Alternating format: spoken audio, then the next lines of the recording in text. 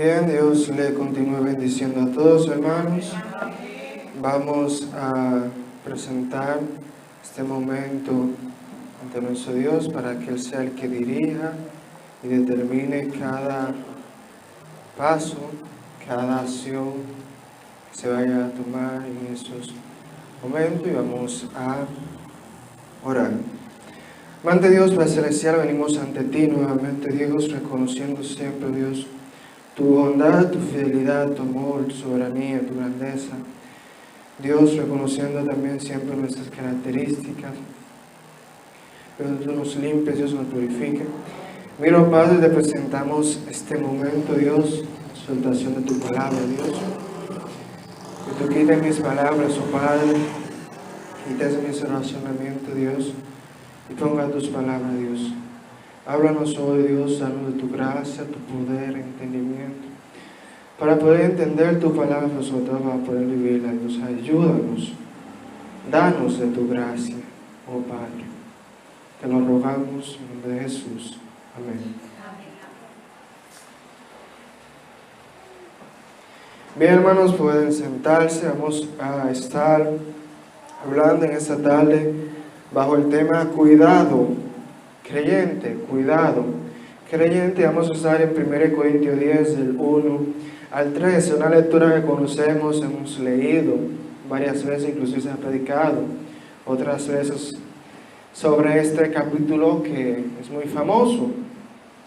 En días anteriores, en la semana, hemos estado hablando sobre la venida del Señor Jesucristo, sobre cómo el creyente tiene que esperar al Señor Jesucristo y saber que Dios vendrá y anhelar su venida. Pero también algo que viene siempre con el tema de la venida del Señor es estar alerta, vigilar, cuidar, no descuidar nuestra vida espiritual. Y tenemos aquí, hermanos, un ejemplo de eso. Tenemos a unos creyentes corintios, confiados, se puede decir, que se creían sabios, con su libertad cristiana, que creían que a través de la libertad cristiana podían hacer cualquier cosa, y con esa libertad cristiana o tomando de excusa la libertad cristiana, podían hacer pecar a otros, tropezar a otros creyentes, a otros no creyentes, y también pecar ellos mismos. Y Pablo le trae esta ilustración, le trae este ejemplo de el pueblo de Israel. Y dice en el versículo 1, porque no quiero, hermanos, que ignoréis que nuestros padres todos estuvieron bajo la nube y todos pasaron el mal. Le dice Pablo, lo primero que le dice, la primera palabra, porque. Eso nos indica que hay una continuación, hay como una unión, una explicación. Yo le estoy diciendo esto, pero porque esto y aquello. Entonces hay una unión en lo que Pablo dice ahora, lo que va a decir en el capítulo 10 y lo que dice anteriormente en el capítulo 9, el capítulo 8 y así.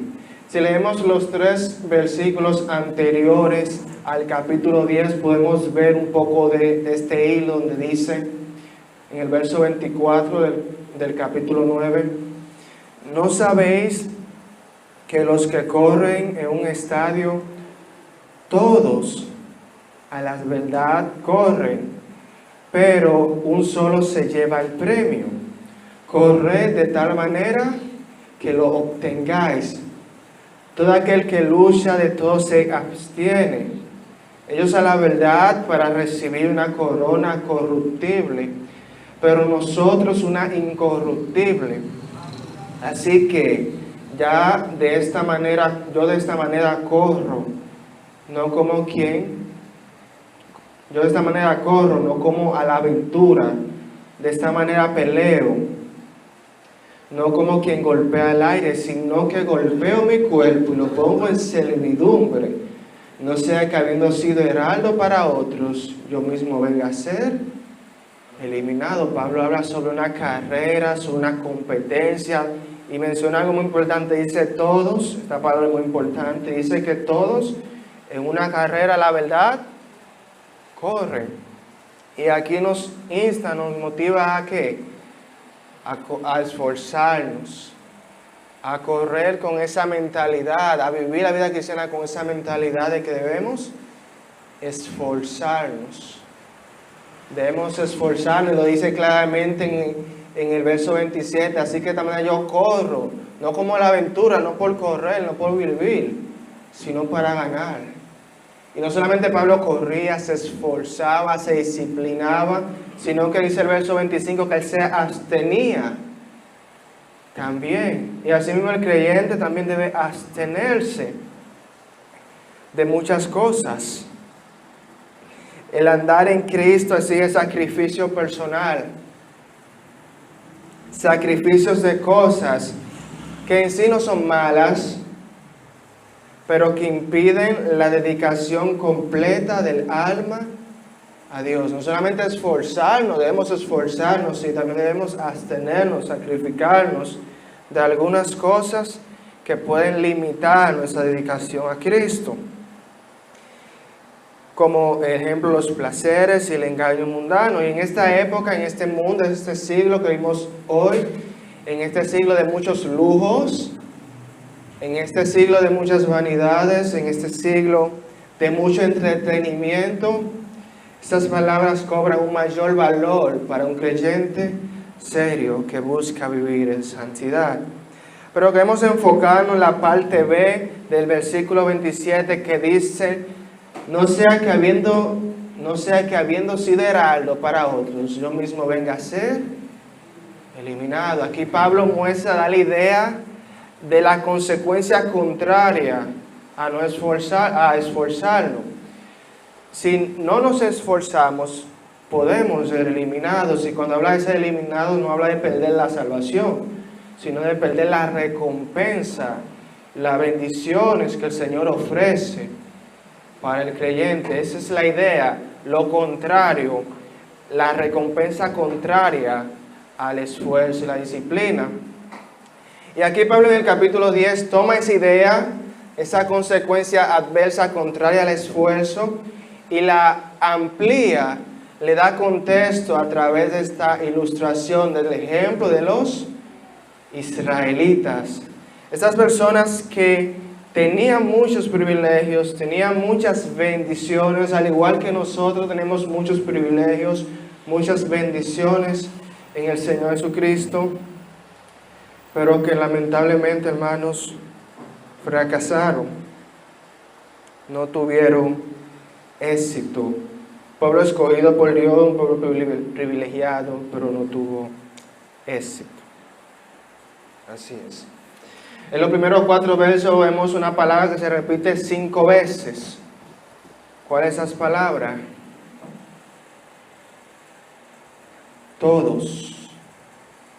Pablo menciona 5 veces esta palabra todos, y en el verso 24 del capítulo anterior habla también sobre todos, mostrando la universalidad de la bendición de Dios. El Señor nos bendice a todos. Dios bendice a todo creyente. Dios bendice a todos los hijos de Él. Así que nadie tiene una excusa ante Dios. Todos hemos sido bendecidos, hemos experimentado bendición, privilegios de parte de Dios para servirle, para glorificar su nombre. No es que un creyente ha tenido menos chance de servir a Dios, de glorificar a Dios que otros. Y aquí Pablo plantea 5 bendiciones que experimentó el pueblo de Israel, pero que experimentamos nosotros. 5 bendiciones que Dios da, privilegia a los hijos suyos con esto. Y la primera bendición las primeras 2 bendiciones la vemos en el versículo 1, donde dice: porque no quiero, hermanos, que ignoréis que nuestros padres todos estuvieron bajo la nube. Y recordamos la historia del Éxodo, la historia del Pentateuco, cuando el pueblo de Dios sale de Egipto, esa nube que los acompañaba, les refrescaba y siempre estuvo con ellos en algún momento adelante, otro atrás, y esa nube siempre estuvo con el pueblo de Dios. Esta nube indica la prolongada guía sobrenatural. La prolongada guía sobrenatural. El pueblo pudo experimentar esa bendición de Dios, una guía espiritual prolongada. Y si vamos a Éxodo 13, 21 y 22.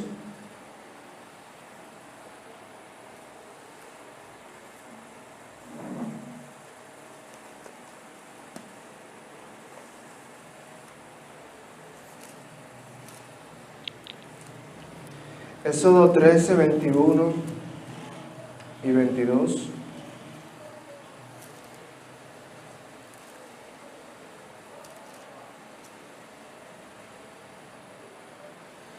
Dice, y Jehová iba delante de ellos de día en una columna de nube, para guiarlos por el camino, y de noche en una columna de fuego, para alumbrarles, a fin de que anduviesen de día y de noche.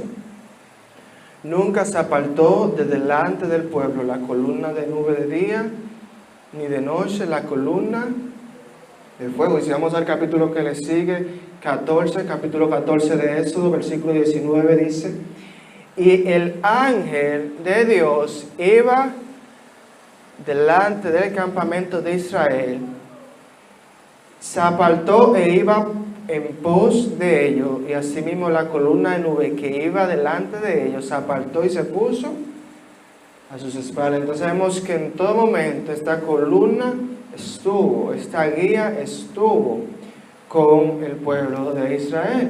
Pero asimismo el Señor nos ha dado su guía en todo tiempo. Si vamos a Mateo 28, 20.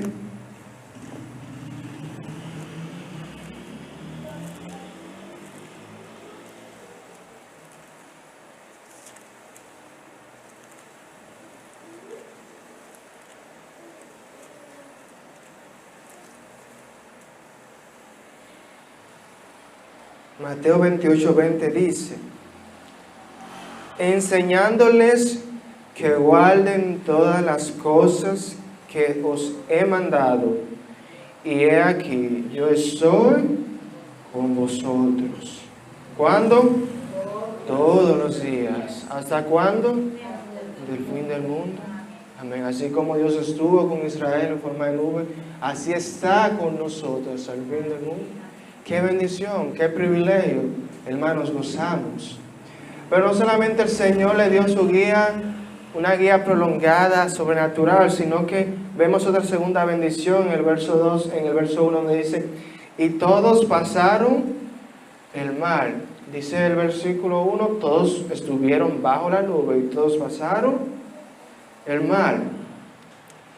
Esto indica la liberación sobrenatural. El pueblo de Israel experimentó, vivió una liberación sobrenatural.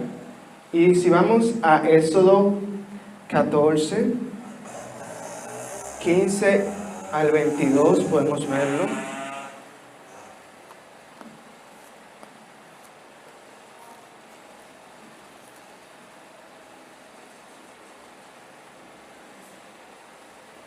Éxodo 14, del 15 al 22.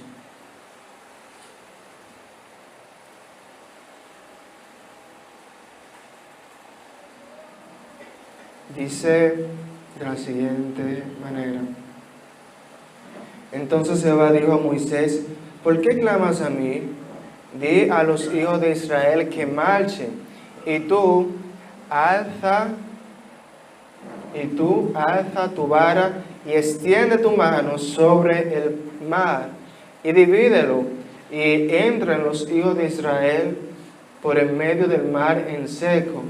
Y he aquí, yo endureceré el corazón de los egipcios para que sigan, y yo me glorificaré en Faraón y en todos sus ejércitos, en sus carros, en sus caballerías, y sabrán los egipcios que yo soy Jehová.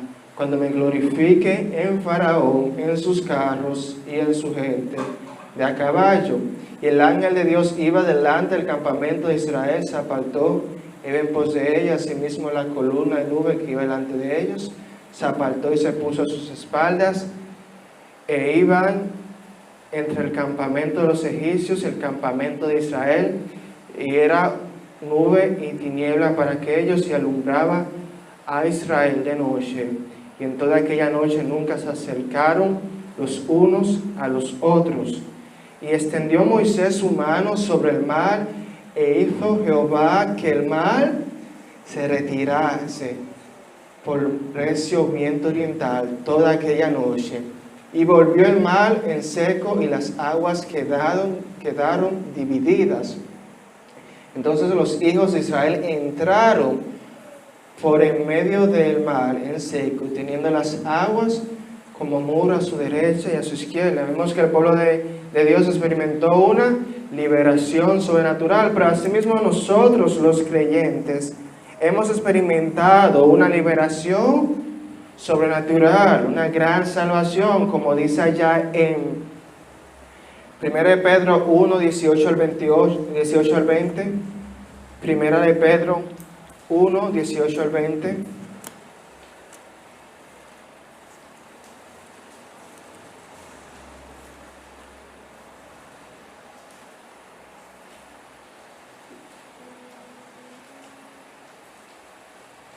Dice así: sabiendo que fuisteis rescatados de vuestra vana manera de vivir, la cual recibisteis de vuestros padres, no como cosas corruptibles como oro o plata, sino con la sangre preciosa de Cristo,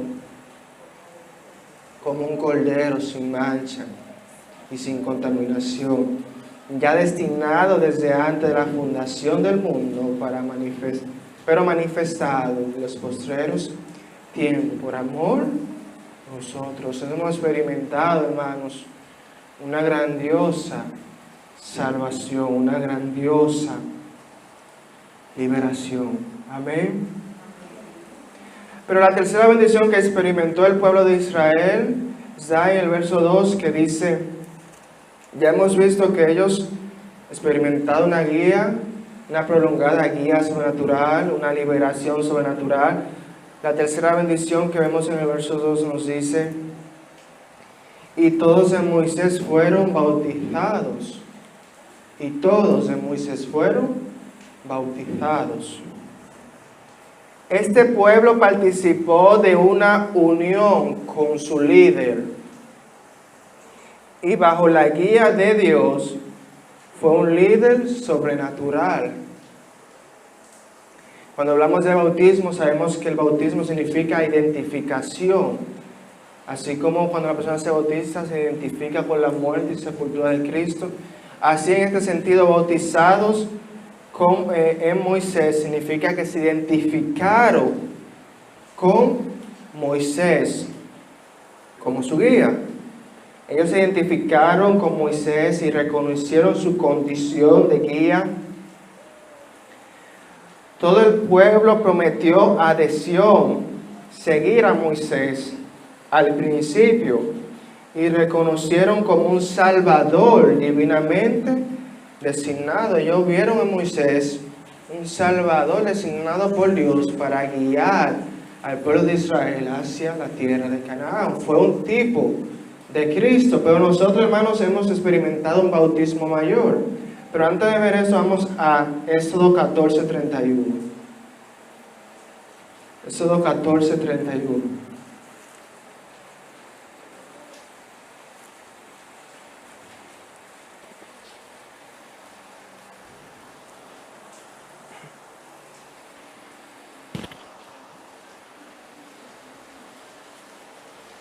Dice: y vio Israel aquel grande hecho que Jehová ejecutó contra los egipcios, y el pueblo temió a Jehová, y creyeron a Jehová y a Moisés su siervo. Los israelitas pudieron identificarse, ser bautizados con un gran líder, sobrenatural, pero nosotros hemos sido bautizados con un líder mayor que ellos. Hemos sido bautizados, identificados con un mayor Salvador, con el mayor Salvador del mundo. Y vamos a Romanos 6, donde nos habla de esto. Romanos 6, del 1 al 10.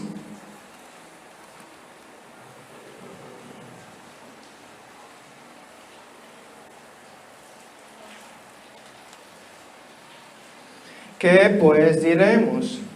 ¿Perseveraremos en el pecado para que la gracia sobreabunde?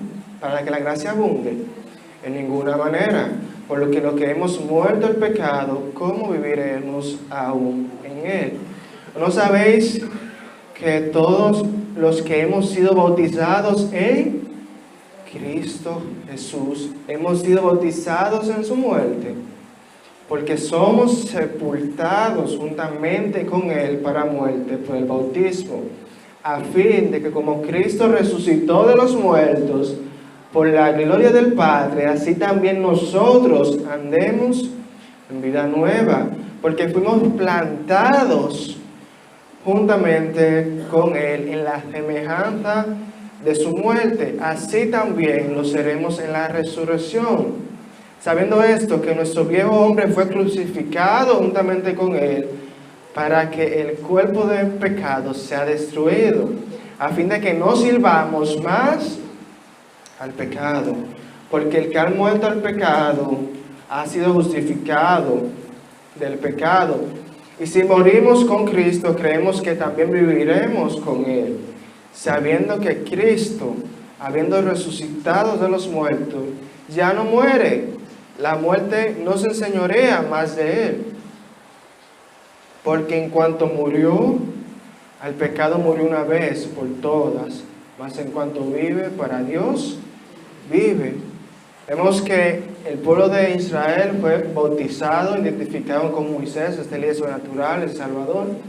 Nosotros somos identificados, dice aquí, bautizados con Cristo. Somos identificados con su muerte, con su sepultura y con su resurrección, de modo que Cristo vive ahora en nosotros. Amén. Entonces esos tres privilegios vemos que disfrutaron el pueblo de Israel, y estos tres privilegios también disfrutamos nosotros en igual o en mayor medida. Pero sigue diciendo el verso 2 del capítulo 10 de Corintios.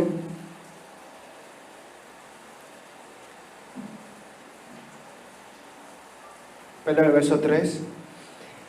Y todos comieron el mismo alimento espiritual. Si vamos a Éxodo 16, 13 al 15. Éxodo 16, 13 al 15.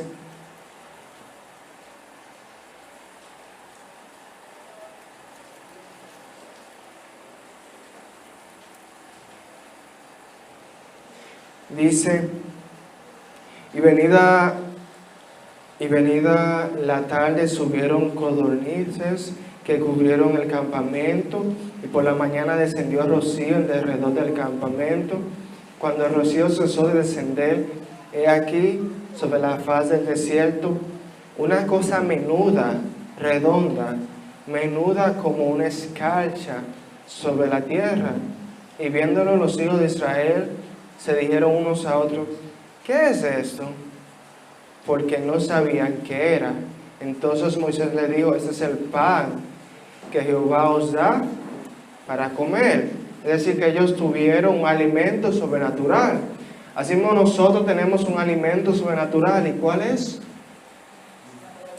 La palabra de Dios. Si vamos a 1 Pedro 2, del 1 al 3.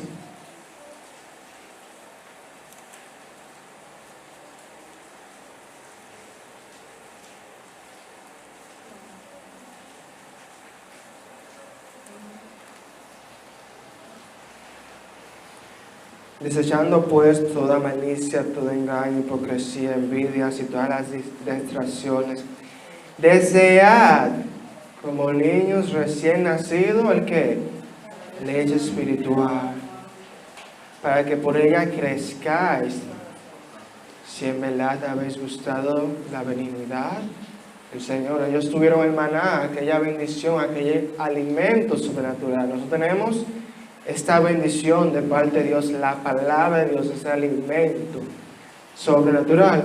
Y la última bendición que tuvieron, la vemos en el verso 4. Y todos bebieron la misma bebida espiritual, porque bebían de la roca espiritual que los seguía.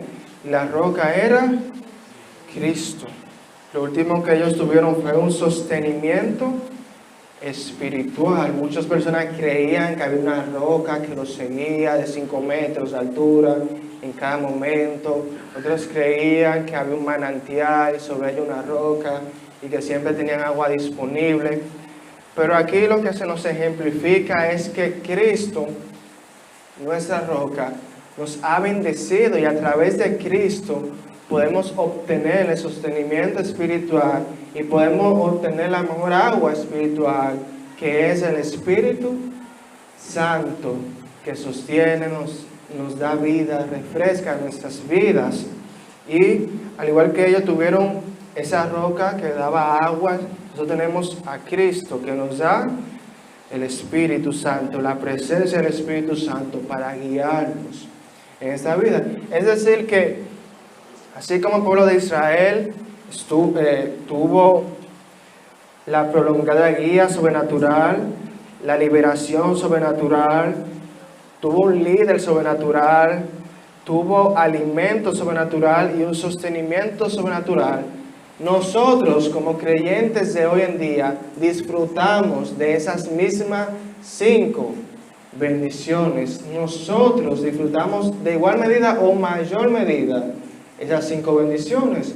Y qué bondad de Dios, qué privilegio que podamos tener estas bendiciones. Ahora bien, ¿qué dice el verso 5?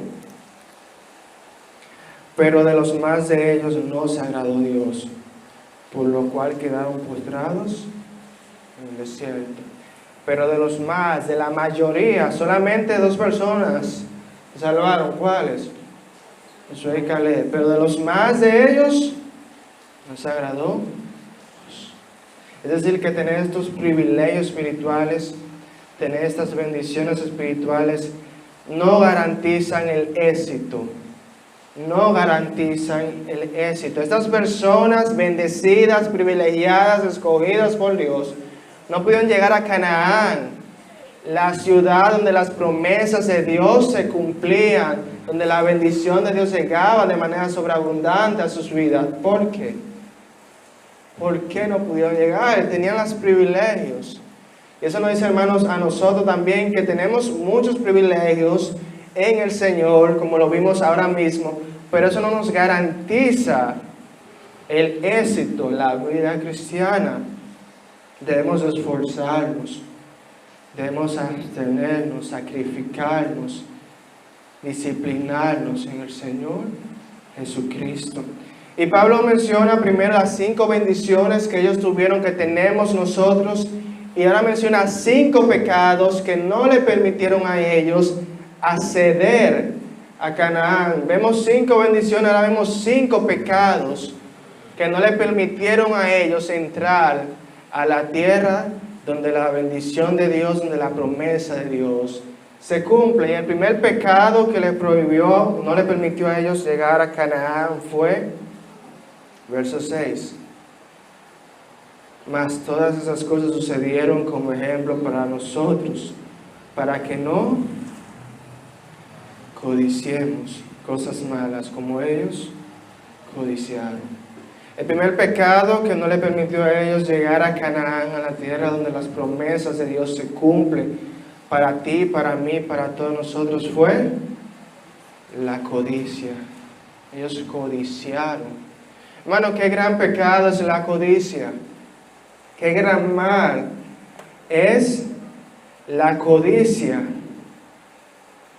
En Números 11:4 muestra cómo los israelitas, no vamos a leer por motivo del tiempo, cómo ellos codiciaron, desearon los manjares que ellos comían en Egipto y despreciaron el maná, lo que Dios le estaba dando en el momento. En Éxodo 20:17 vemos el mandamiento, la institución de Dios, ¿de qué? De no codiciar. De no codiciar. Y ese es el único mandamiento, hermanos, que tiene que ver con el pensamiento y los sentimientos. Todos los mandamientos son obras, acciones, pero ese es el único que va más allá y se enfoca en las intenciones del ser humano. Muchos fariseos, muchos religiosos no tomaban en cuenta los malos deseos y decían, bueno, tú puedes tener malos deseos, eso no es pecado. Pero hermanos, desde ahí es donde se produce todo, desde la mente es donde se produce todo, lo demás pecado. Y dice Pablo que Pablo conoció el pecado a causa de ¿qué? ¿Cuál fue el pecado que detonó el arrepentimiento en Pablo?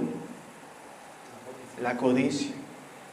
Porque muchas personas se enfocan en lo externo, en lo que los demás ven, pero en lo interno, que va con ese pecado interno, con la codicia, con el desear cosas malas. Ahí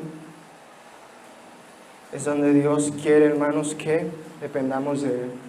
Dios no solamente quiere lo externo, sino Dios quiere nuestro corazón. El Señor quiere nuestra mente. Dice aquí, si los israelitas iban a disfrutar de una armoniosa relación de pacto con Dios, iban a disfrutar de una relación con Dios, todos los aspectos de la vida debían conformarse a su voluntad. No solamente los aspectos externos, sino nuestra mente debía conformarse a la voluntad de Dios, nuestros deseos, nuestros pensamientos, nuestras intenciones. Personas describen la codicia como un deseo desmedido de tener más y más. La codicia arropa a la persona, atrapa, es un mal que atrapa a aquel que lo posee. Aquel que lo posee, cada vez la codicia crece más y más y destruye la persona, desfigura a ese ser humano. Es como tomar agua salada, nunca se sacia la persona que tiene codicia. Y quiero terminar esta definición de codicia con un comentario de Edwin Louis Core en su libro Hombría al Máximo sobre la codicia. La codicia que se trata aquí no es necesariamente la codicia sexual, que vamos a ver en el tercer pecado. La codicia que se menciona aquí se basa en la satisfacción propia a expensas de Dios y de otro. La satisfacción propia a expensas de Dios y de otros. Consiste en preocuparse con lo que el ego desea. Preocuparse por lo que el ego desea. En la satisfacción o gratificación de la carne. El amor es de Dios y el verdadero amor siempre da.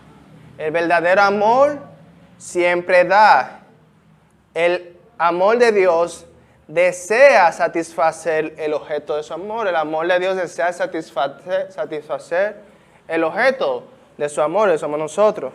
Dice la Biblia, porque de tal manera amó Dios al mundo que dio a su Hijo unigénito, para que todo aquel que cree en Él no se pierda.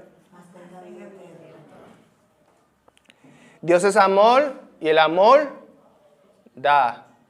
El amor da. El amor da, la codicia pide. El amor da, la codicia pide.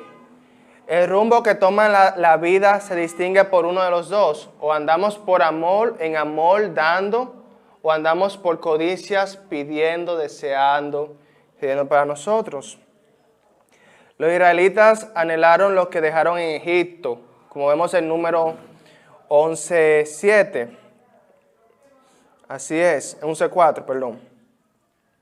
Sus pies estaban llegando a Canaán, pero sus corazones lo hacían volver hacia Egipto. Una palabra clave, amaban más los placeres que a Dios. Amaron más los placeres que a Dios. Usted puede decir hoy, cuando un hombre o una mujer está codiciando, Ellos desean satisfacerse a sí mismos a expensas de los demás. Y no solamente el hombre codicia, la mujer codicia, las empresas codician, las naciones codician. Hermanos, si Dios nos ha andado a amar, a dar, a ayudar a otros, esas personas, corintios, se enfocaron en ellos. Bueno, yo puedo comer, yo puedo ir al templo pagano, puedo comer porque un ídolo no es nada. Pero el hermano que te está viendo, y va a decir, pero ¿qué hace este hermano ahí? ¿Qué hace este creyente ahí? O el incrédulo que lo está viendo va a decir, pero mira, de que cristiano hay ahí. Entonces, él en su conocimiento puede decir, bueno, un ídolo no es nada. Pero hermano, debemos pensar en los demás, debemos pensar en el otro. Y el Señor nos manda, hermanos, a dar, a no ser codiciosos, porque la codicia, hermano, destruye al ser humano, destruye a los demás, hace daño a los demás y no glorifica a Dios. Debemos pedir al Señor que nos guarde, nos libre de la codicia, que nos libre del deseo desmedido de más y más, y nos ayude a buscarle su gracia, a bendecir, a buscar dar mejor al otro, a buscar servir a los demás, a buscar servirle a Él, a cada día consagrarnos más a Él. Oremos. Padre, gracias por tu palabra, Dios, ayúdanos a obedecerla, ayúdanos a ser disciplinados, ayúdanos a atendernos al pecado, Dios, ayúdanos a bendecir tu nombre, ayúdanos a no confiarnos en los privilegios, sino a confiar en ti, a buscar a ti y a abnegarnos, oh Dios, a sacrificarnos para bendecir tu nombre, oh Padre. En nombre de Jesús, amén.